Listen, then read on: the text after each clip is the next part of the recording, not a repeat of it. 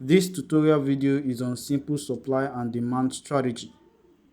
I welcome you all to this session, Trading Live with me, David. And in this session, where it's basically a continuation from the previous simple ABC strategy, right? In this session, we're going to be talking about how to map out zones where you can buy and sell. We're also going to be talking about how it works and why it matters to every trader. Okay, so get prepared and get set.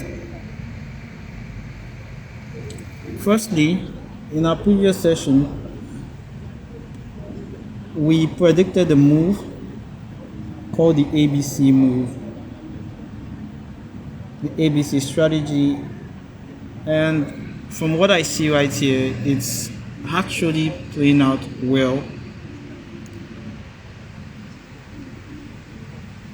Going over to the lower time frame, switching to the lower time frame. This was the move, as you can see right here. On the screen, we saw how I actually told you guys this move is quite repeatable, and this is basically why you need to educate yourself more about how it works and why it works. Okay, right here by your left, you saw the demand zone being mitigated. We also predicted the demand zone right here, which is located at the resistance zone, like we previously said, right? And right now, we'll be talking about how demand and supply zone works.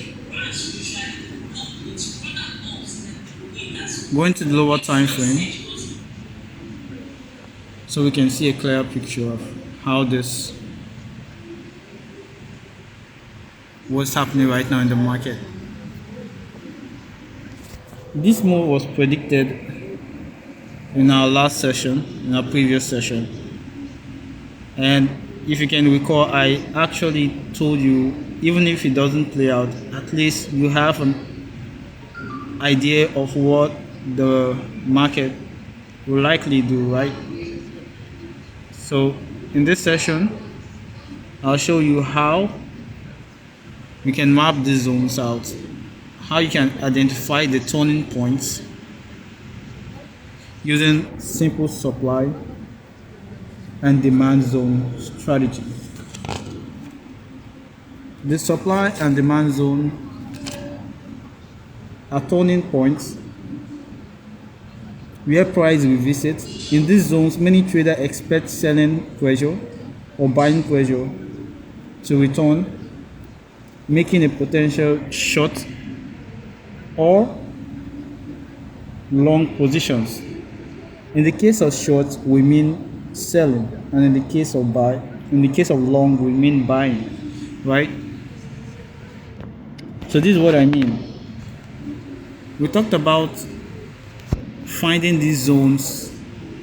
The demand zone we mapped out was around the discount level, if you can remember, such as this. This is found in discount level, right? This is because all demand zones are found in the discount level, and all supply zones are found in the premium level. For instance, we use the Fibonacci retracement tool, extend it from the bottom to the top of the range, just like this. I'm just going to bring you over to the chart so you can see the levels we're mapping out. So you can see from your right, you can see the values from your right. From the right hand side, we can see that the range is between the $13,000 level to all the way to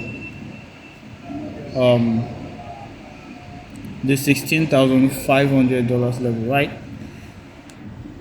Within this range, the 50% has a first demand zone, which I'm going to look into right now. Going to the left, you can draw the little triangle just like this. This is where the demand zone is being found, and you can extend it to the right hand side so that you can know when this zone is being mitigated, or when the move is about to repeat itself. So if you can see right here in the Fibonacci retracement tool, this demand zone is found in the 61% level, right? And for a more confirmed demand zone, like we previously said, it's mostly found around the 70% of the range. In this case, right here, this is the 70% of the range. Now, from experience, I can tell you of the truth that this first demand zone is more like the passive buyers coming in, so it's likely gonna get liquidated, right? There are aggressive buyers, the buyers who come in the market first, and they'll get liquidated by the passive buyers, which we assume to get to this zone right here, which is found at the 70% of the retracement level, Fibonacci retracement level. So this is a simple way to just to map out your demand zone in case of an uptrend. Because of this move is a very well known move in the market. It actually is the retracement move. It's mostly like this. It has a wave, right? Like the ABC kind of move, if you remember. It gives more, scalpers, people who trade intraday traders to, trade within this range, just like this. Okay, but this is more like a short term, and I believe the move is over already, right? You remember this? You're looking at your demand zone just to the 70% of the range. Now if we should use our Fibonacci retracement tool, you see from this range, the bottom to the top, in case of an uptrend, I'll just extend it right here so you can see it. This is the 70% of the whole range, or you can say the 78% of the whole range, right? This is it. With that being said, this is more like a short term. This whole scenario here, this whole scenario is more like a short term, and we're dealing more with the long term. The reason why I said it's a short term is because it's more of the retracement move, and we previously had a bearish impulsive move, which is this. So basically we're going to have something like this,